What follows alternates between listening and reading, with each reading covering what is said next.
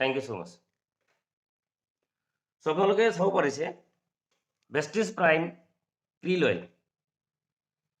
চ' আজিৰ বিষয়বস্তুটোৰ যিটো আমাৰ মূল বিষয়বস্তু যিটো টপিক যিটো প্ৰডাক্ট সেইটো হ'ল আপোনাৰ ক্ৰিল অইল। আৰু ক্ৰিল অইলৰ বিষয়ে আমি এতিয়া বিতংভাৱে জানিম। চ' একচুৱেলি ক্ৰিল অইলটো কি হয়?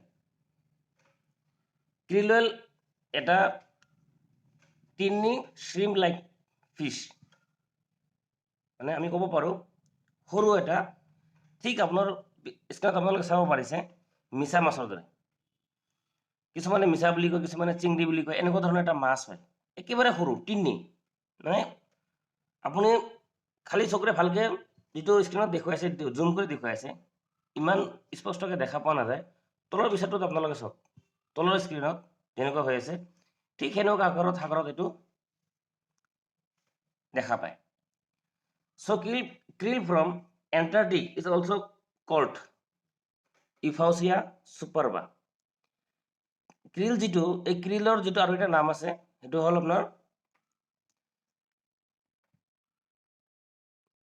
ইউফাউচিয়া ছুপাৰবা বুলি কোৱা হয়। আৰু এইটো এণ্টাৰ্কটিক মহাসাগৰ যিটো সেই মহাসাগৰত পোৱা যায়। আৰু এইটো বিশেষকৈ সাগৰৰ যিটো ঠাণ্ডা পানী, বহুত ঠাণ্ডা পানী, সাগৰৰ পানী এনেও ঠাণ্ডা, আৰু খুব বেছি ঠাণ্ডা পানী য'ত আছে তাতে এই মাছটো আপোনাৰ পোৱা যায়। চ' বিশেষকৈ এই ক্ৰিল মাছ যিটো আছে, এই ক্ৰিল মাছটো পোৱা যায় বিশেষকৈ আপোনাৰ এণ্টাৰ্কটিকা, কানাডা আৰু জাপানৰ যিটো মহাসাগৰ সেই সাগৰত পোৱা যায়। Krill primarily serve as a food source for other animals in the oceans like whales, seals, penguins, squid and fish. So এই ক্ৰিল যিটো আছে, ক্ৰিল মাছটো যিটো আছে, এই ক্ৰিল মাছটো সাধাৰণতে চাৰ্ভ হৈ থাকে, মানে খাদ্য হিচাপে ব্যৱহাৰ হৈ থাকে সাগৰত থকা যিবিলাক জলচৰ প্ৰাণী আছে, সেই জলচৰ প্ৰাণীবিলাকৰ খাদ্য হিচাপে এইটো ব্যৱহাৰ হৈ থাকে। Antarctic krill, Euphausia superba. Antarctica krill are swimming crustaceans that live in the Antarctic waters of the Southern Ocean. এই এণ্টাৰ্কটিক ক্ৰিল, যিটো এণ্টাৰ্কটিক মহাসাগৰত যিটো আপোনাৰ এই ক্ৰিল মাছটো পোৱা যায়, এই মাছবিলাকে জীয়াই থকাৰ কাৰণে এণ্টাৰ্কটিক মহাসাগৰৰ পৰা চাউথাৰ্ণ অ'চেন যিটো আছে, এই চাউথাৰ্ণ অ'চেনলৈকে এণ্টাৰ্কটিক মহাসাগৰৰ এইটো সাঁতুৰি থাকে। চ' আচলতে এতিয়া আমি জানিম যে বিশেষকৈ আপোনাৰ যিটো ক্ৰিল অইল কণ্টেন্টছ, আমাৰ যিটো ভেষ্টেজৰ ক্ৰিল অইল আছে, ক্ৰিল অইলত একচুৱেলি কি কি আছে? So' krill oil is a rich source of phospholipid and phospholipid bound omega fatty acid.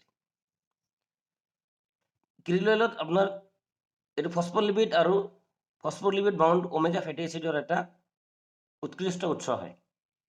তাৰ লগতে it is a rich source of omega 3 polyunsaturated fatty acid, এইটো শ্বৰ্ট ফৰ্মত কোৱা হয় EPA, ইকোচা পেণ্টাইনিক এচিড, আৰু লগতে আপোনালোকে নিশ্চয় শুনিছে আমাৰ যিটো কি আছে ইণ্ডিগ' প্ৰটিন, তাতে আছে আপোনাৰ DAC, যাক কোৱা হয় ড'ক'চাহেক্সাইনিক এচিড। চ' তাৰ লগতে ইয়াতে আছে আপোনাৰ unlike fish oil, the omega 3 fatty acids in krill oil are absorbed and carried to the body's cells in phospholipid form that reaches and gets assimilated in all major organs. চ' এই যিটো omega 3 fatty acid আছে, ফেটি acid ক্ৰিল অইলটো কি ধুনীয়াকৈ absorb হৈ যায়, আৰু ক্ৰিল অইলটো ধুনীয়াকৈ আমাৰ বডিৰ যিটো চেলবিলাকত প্ৰবাহিত কৰি লৈ যায়, আৰু মেজৰ অৰ্গেনবিলাকত আপোনাৰ কি হয়, আপোনাৰ এইটো ধুনীয়াকৈ এবজৰ্ব হৈ মেজৰ অৰ্গেনত থকা যিখিনি বেয়া কলেষ্ট্ৰল আছে, মেজৰ অৰ্গেন বুলি ক'লে আমি যিটো ভাইটেল অৰ্গেন বুলি জানো, তেনেকুৱা হাৰ্ট, ব্ৰেইন, লিভাৰ, কিডনি, এইবিলাক ভাইটেল অৰ্গেন যিবিলাক আছে, ভাইটেল অৰ্গেনত থকা যিখিনি বেড কলেষ্ট্ৰল সেইখিনি কি কৰে, মিনিমাইজ কৰাত সহায় কৰে বা দ্ৰৱিত কৰি তাৰ পৰা গুচাই দিয়ে। চ' ক্ৰিল অইল অলছ' কণ্টেইনছ এ পাৱাৰফুল নেচাৰেল এণ্টিঅক্সিডেণ্ট এষ্টাক্সান্থিন। চ' ক্ৰিল অইলত আৰু এটা শক্তিশালী এটা প্ৰাকৃতিক এণ্টিঅক্সিডেণ্ট পোৱা যায়, যাক কোৱা হয় আপোনাৰ এষ্টাক্সান্থিন। চ' omega 3 fatty acid, omega 3 fatty acid তিনি ধৰণৰ আছে। সংক্ষেপত যদি আপোনালোকে এইটোক চাই, এইটো কোৱা হয় DHA, EPA আৰু ALA। আলফা লাইনলিক এচিড, ইকোচপেণ্টাইনিক এচিড, লগতে ডোকোসাহেক্সাইনিক এচিড।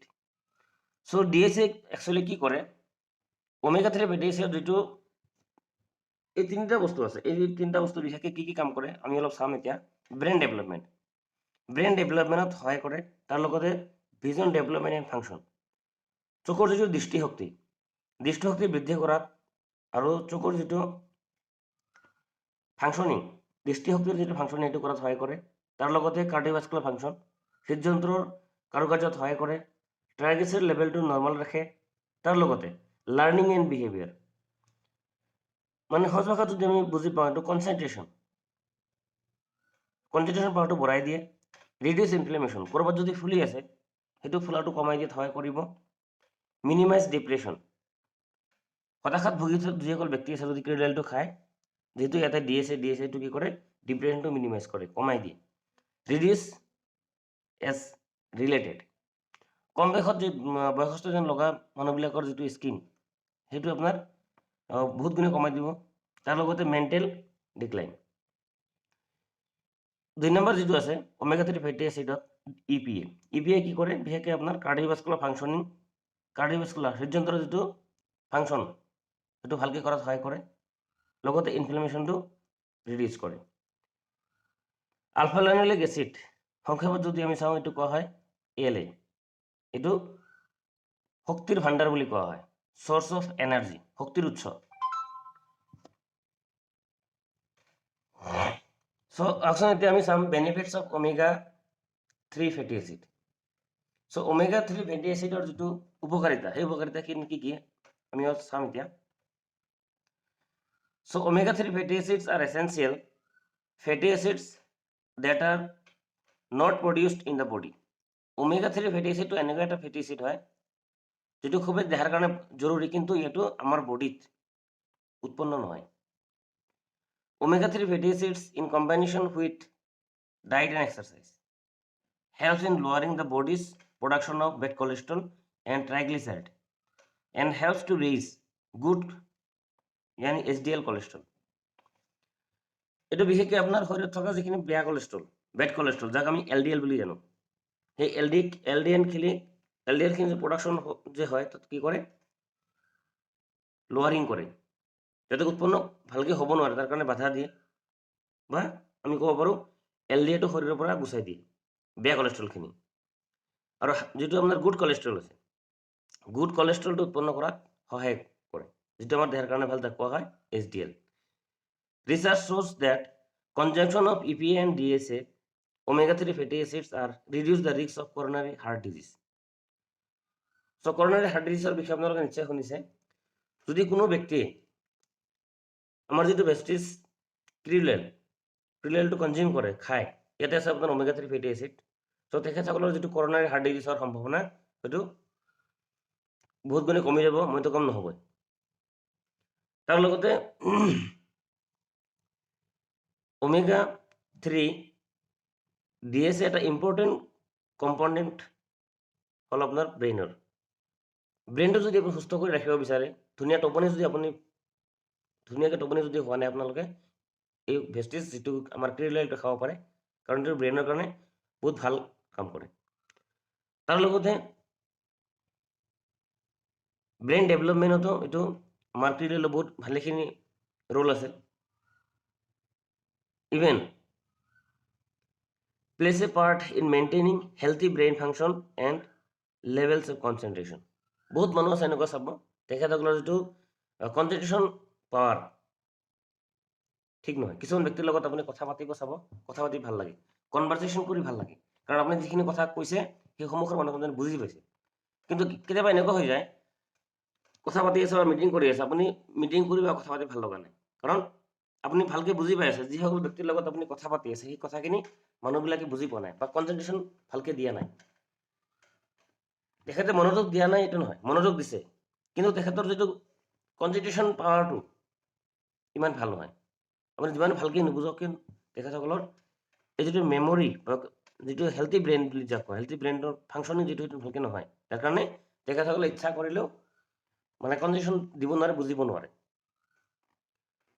আৰু এইটোৱে মূল কাৰণ ভাল ছাত্ৰ আৰু বেয়া ছাত্ৰ। ত' যিসকল ষ্টুডেণ্ট খুব চোকা হয় তেখেতসকলৰ যিটো ব্ৰেইন ডেভেলপমেণ্টটো বহুত ভাল। আৰু বিশেষকৈ যিসকল লাৰ্ণিঙত আছে, ষ্টাডি কৰি আছে 12 বছৰৰ ওপৰত, সেই ল'ৰা ছোৱালীখিনি যদি আমি বেছিছ কেৰিয়াৰ দিওঁ, ধুনীয়াকৈ তেখেতসকলৰ মেমৰি ডেভেলপ হ'ব আৰু ব্ৰেইন ডেভেলপ হ'ব, ধুনীয়াকৈ কনচেনট্ৰেশ্যন পাৱাৰ পাৰিব আৰু ভাল নাম্বাৰ আনিব পাৰিব। So' science back health benefit of omega 3 fatty acids. So' কিছুমান আৰু বেনিফিট আছে, আহকচোন আমি চাওঁ। Fight depression and anxiety. Depression আৰু এংজাইটিৰ বিষয়ে আপোনাক কি কৰিব, এইটো যুঁজ কৰিব, ৰক্ষা কৰিব। ইম্প্ৰুভছ আই হেল্থ, চকুৰ যিটো স্বাস্থ্য আপোনাৰ ভাল ৰাখিব। ছাপৰ্টছ হাৰ্ট হেল্থ, হাৰ্টৰ যিটো স্বাস্থ্য ভাল ৰখাত সহায়ক হ'ব। প্ৰিভেণ্ট কেঞ্চাৰ, কেঞ্চাৰক প্ৰতিৰোধ কৰে। ইম্প্ৰুভছ ব'ন এণ্ড জইণ্ট হেল্থ, যিসকল ব্যক্তিৰ জইণ্টত প্ৰব্লেম আছে, ৰিমেটিক আৰ্থ্ৰাইটিছ হওক বা গাঁঠিৰ বিষ হওক, কঁকালৰ বিষ হওক, যি সমস্যা নহওক কিয়, সেইসকল ব্যক্তিক আমি ক্ৰিলল ধুনীয়াকৈ দিব পাৰোঁ, যিটো আমাৰ কেলছিয়াম গ্লুক'চামাইনৰ লগত। ইম্প্ৰুভ শ্লিপ, যিসকল ব্যক্তিৰ টোপনি ভালকৈ নহয়, বহুত টেনশ্যনত আছে, যিকোনো মানসিক চাপত যিসকল ব্যক্তি আছে, সামাজিক হ'ব পাৰে, সাংসাৰিক হ'ব পাৰে, অৰ্থনৈতিক হ'ব পাৰে, যি সমস্যা নাথাকক কিয়, যাৰ কাৰণে ভালকৈ টোপনি নাহে, ডিপ্ৰেশ্যনত আছে, সেইসকল ব্যক্তিক আপুনি ভেষ্টিজ ক্ৰিলেলটো দিব পাৰে, ধুনীয়াকৈ শুব পাৰিব, শ্লিপটো ইম্প্ৰুভ হ'ব। তাৰ লগতে ফাইট ইনফ্লেমেশ্যন, আমি যে কওঁ মচকা খোৱা, ক'ৰবাত দুখ পাই ফুলি গৈছে, সেইটোতো আপোনাৰ ভাল কাম দিয়ে omega 3 ফেটি এচিড বা ভেষ্টিজ ক্ৰিলেলে। চ' বেনিফিটছ অফ এষ্টাক্সান্থিন, যিটো নেচাৰেল আৰু পাৱাৰফুল এণ্টিঅক্সিডেণ্ট হয়। এইটো বিশেষকৈ ৰেডিছ কালাৰৰ পিগমেণ্ট এটা হয় আৰু পোৱা যায় বিশেষকৈ মেৰিন এনিমেলছ, যেনেকুৱা চালমন, লবষ্টাৰ, শ্ৰিম এণ্ড ক্ৰিল, এইকেইটা এনিমেল আপোনাৰ সাগৰতহে পায়, সাগৰীয় জলচৰ প্ৰাণীবিলাক, এইবিলাকতে আপোনাৰ এষ্টাক্সান্থিনটো পায়। ইভেন আপোনালোকৰ যিটো ভেজিটেবলতো পাওঁ আমি, যেনেকুৱা গাজৰ আৰু টমেটো, গাজৰৰ যিটো কালাৰ চাব আপোনালোকে ৰঙা হয়, আৰু টমেটো এনেকুৱা ধৰণৰ ৰঙা কালাৰ হয়। তাতে কি আছে, নেচাৰেল যিটো এণ্টিঅক্সিডেণ্ট, পাৱাৰফুল এণ্টিঅক্সিডেণ্ট এষ্টাক্সান্থিন, যাৰ কাৰণে কালাৰটো এনেকুৱা ৰঙা ধৰণৰ। কিন্তু উল্লেখনীয় কথাটো হ'ল 100 times more powerful than other carotenoids like beta carotene and lycopene found in vegetarian source like carotene tomato. টমেটোত যদি আপনি 10% পায়, তাতকৈ 100 গুণ বেছি, 100% বেছি, 100 গুণ বেছি পাব আপোনাৰ ক'ত, আপোনাৰ Vestige ক্ৰিলেলত। Astaxanthin has powerful UV blocking properties and protect from sun related damage. So astaxanthin কি আছে, এটা শক্তিশালী আল্ট্ৰাভায়োলেট ব্লকিং, যিটো আমি ৰ'দত ওলালে কি হয়, আল্ট্ৰাভায়োলেট ৰে যিটো আমাৰ স্কিনৰ ক্ষতি কৰে, তাৰ পৰা আমাৰ স্কিনটোক ছান ডেমেজৰ পৰা ৰক্ষা কৰিব যদি আমি ভেষ্টিজ ক্ৰিলেলটো খাওঁ। It has shown to help improve skin moisture level, elasticity and smoothness and in reducing wrinkles, যিসকল ব্যক্তিৰ ৰিংকলছ আছে, ৰিংকলছত বহুত ভাল কাম কৰে। ইভেন যিসকল ব্যক্তিৰ স্কিনটো ড্ৰাই হয়, বডি লোশ্যন লগোৱাৰ পিছতো আপোনাৰ স্কিনটো ভালকৈ বেছি সময় লাষ্টিং নকৰে, সোনকালে শুকাই যায়, সেইসকল ব্যক্তিৰ মইশ্চাৰ লেভেলটো ভাল কৰি ৰখাৰ কাৰণে আমি ক্ৰিলেল দিব পাৰোঁ। আৰু স্কিন ইলাষ্টিচিটি, স্মুথনেছ আনাৰ কাৰণে আমি ভেষ্টিজ ক্ৰিলেল ব্যৱহাৰ কৰিব পাৰোঁ। তাৰ লগতে এইটো আমাৰ যিটো হাৰ্টৰ হেল্থ, হাৰ্ট সুস্থ কৰি ৰখাত সহায় কৰে ভেষ্টিজ ক্ৰিলেলে। চ' krill oil versus fish oil, আমি চবেই জানো ফিছ অইল যিটো মাছৰ তেল, আৰু আমাৰ ক্ৰিলটো এটা মাছ হয়, সাগৰীয় মাছ, আৰু আমাৰ লোকেল যিটো মাছ আছে, এই মাছৰ ভিতৰত ডিফাৰেঞ্চটো কি? এটা ডিফাৰেঞ্চ, omega 3 ক্ৰিলেলত পাব, ফিছ অইলতো পাব, EPA ক্ৰিলেলত পায়, ফিছ অইলতো পায়, DHA পায়, কিন্তু ফচফলিপিড আৰু এষ্টাক্সান্থিন যিটো নেচাৰেল পাৱাৰফুল এণ্টিঅক্সিডেণ্ট, সেইটো আপুনি ফিছ অইলত নাপাব। এইটোৱে ডিফাৰেঞ্চ হয়। আৰু তাৰ লগতে এটা সমস্যা আছে, ফিছ অইলটো আপোনাৰ কি হ'ব, এটা দুৰ্গন্ধ এটা ওলায়, কিন্তু আমাৰ ক্ৰিল অইলত কোনো ধৰণৰ এই স্মেলটো আপুনি নাপাব। So recommended dose by recommended use, therapeutic dose range from 1000 to 1500 milligram krill oil, 2 to 3 capsule per day, with maintenance dosing of 500 mg daily, 1 capsule. So 2টা বা 3টা ক্যাপসুল পাৰ ডে খাব পাৰিব। আৰু খোৱাৰ নিয়মটো হ'ল একেবাৰে ভাতৰ লগত, তাৰমানে লাষ্ট যিটো আপুনি লাষ্ট ভাত খাই শেষ কৰিব, শেষ কৰাৰ লগে লগে পানী যে আমি খাওঁ, পানী একচুৱেলি ভাত খোৱাৰ লগে লগে খাব নালাগে, কিন্তু আমি খাওঁৱে, এইটো আমাৰ হেবিট হৈ গৈছে সৰুৰ পৰাই। চ' এইটো লাষ্ট পানী খোৱাৰ আগত এইটো খাই দিব পাৰিব। So' recommended daily intakes are for cardiovascular benefits. যদি আপুনি হাৰ্ট ভাল কৰাৰ কাৰণে খাব বিচাৰে, হাৰ্টৰ কাৰণে খায়, 2টাৰ পৰা 3টা কেপচুল খাব পাৰে। It is reported as better to start with the higher intake and reduce this after about 2 months, so long as benefit can be maintained. So যদি ভাল ৰিজাল্ট আপুনি পাব বিচাৰিছে, কমচে কম 2 মাহ খাব দিয়ক বা নিজে খাওক, এইটো ভাল এটা ৰিজাল্ট তেতিয়া আহিব বা আমি আশা কৰিব পাৰোঁ। So Vestige Prime Krill Oil, ইয়াতে আছে আপোনাৰ কণ্টেন্স 30 সফট জেল কেপচুল, MRP হ'ল আপোনাৰ 1400, DP হ'ল 1200, BV হ'ল আপোনাৰ 720 টকা, 720 সৰি, আৰু PB হ'ল আপোনাৰ 45। আৰু ক্লিনিকেলি প্ৰুভেন হয়, আৰু friend of sea. So' thank you so' much. এইখিনি আছিল আজিৰ আমাৰ যিটো ক্ৰিল অইলৰ বিষয়ে জানিব লগা যিখিনি ডিছকাশ্যন আমি ভালকৈ জানিলোঁ। এতিয়া যদি আপোনালোকৰ কিবা ডাউট আছে বা কোনো ধৰণৰ কুৱেশ্যন যদি আপোনালোকৰ মনত এৰাইজ হৈছে, আপোনালোকে মোক ডাইৰেক্টলি সুধিব পাৰে। মই এতিয়া স্ক্ৰীন শ্বেয়াৰটো ষ্টপ কৰিম, আৰু চবকে মই এতিয়া আনমিউট কৰি আছোঁ। চবে নিজে নিজে আনমিউট কৰি কিবা ডাউট যদি আছে আপোনালোকে ক্লিয়াৰ কৰি ল'ব পাৰিব।